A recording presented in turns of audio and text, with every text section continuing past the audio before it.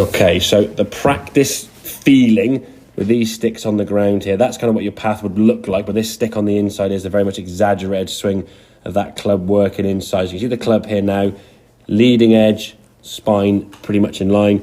This is a bit too far behind you, if truth be told, as in too far. It should be kind of more here, but compared to where you did have it out here, I mean, that's kind of like moved that. That's a lot, to be fair.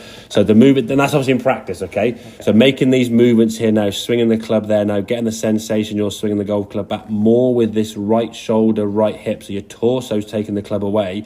We can see as the club now goes back, now it's in line with the hands. The practice of dragging the hell out of it behind you has now put you into that position on the right compared to that one on the left, yeah? That was your, I mean, the club's out here somewhere, the hands are there, your arms moving away from your torso.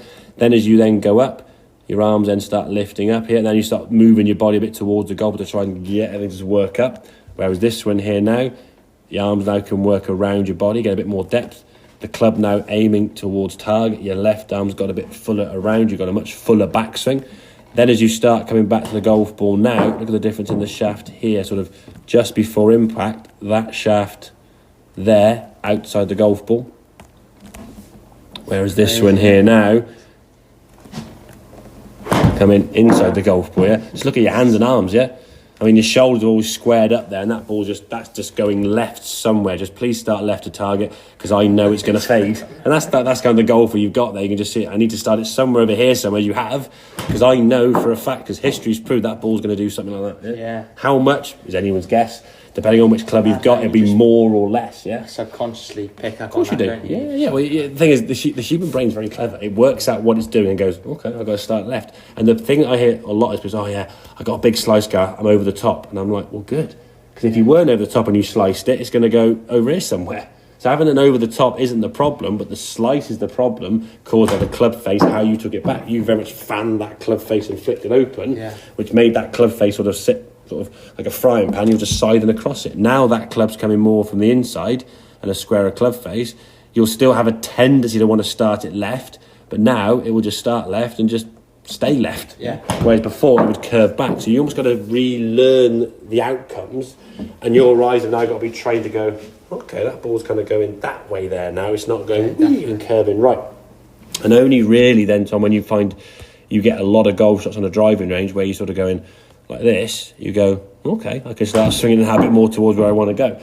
That's a secondary thing down there. I've got to think about it. We'll have a look at this as the lessons go through. But for the meantime now, you need to practice that, which again, you can do that as many times as you want a day if you can. Just do this one. That I always say, especially when the Masters is on, okay, there's a lot of adverts in there. Have a 7-iron or an 8 or a wedge in the clubhouse, or in the house. When the adverts come on, start doing this, just stand there and just drill that movement till it becomes something you can't not do.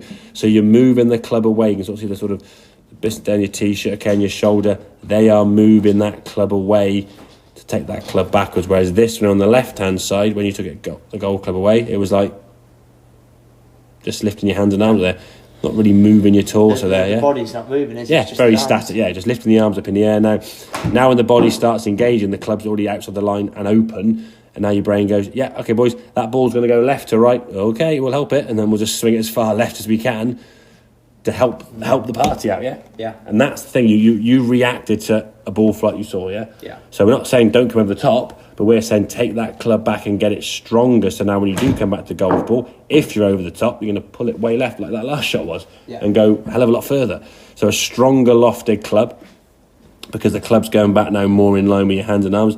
And that there's basically perfect. When the club is parallel to the ground, it's kind of over your toes there, in line to target. And if you look at all the top players this week, they've all got their sort of funky little moves.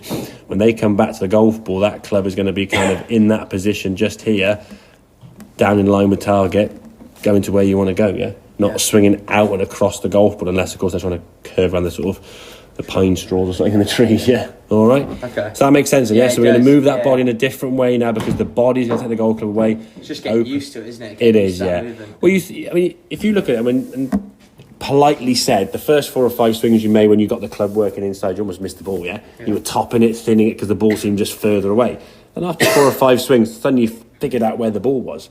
that's 10 swings. Yeah, give that sort of 2 or 3 practice sessions and a couple of goes on the golf course. Suddenly now you'll start being more aware of where that club is in relation to you. Yeah, and where the ground is. And that's what it comes down to. You're getting the club in a much better position. Strike the ground. Yeah. Okay. Have a couple more then we'll go to the bag to some longer clubs. All right.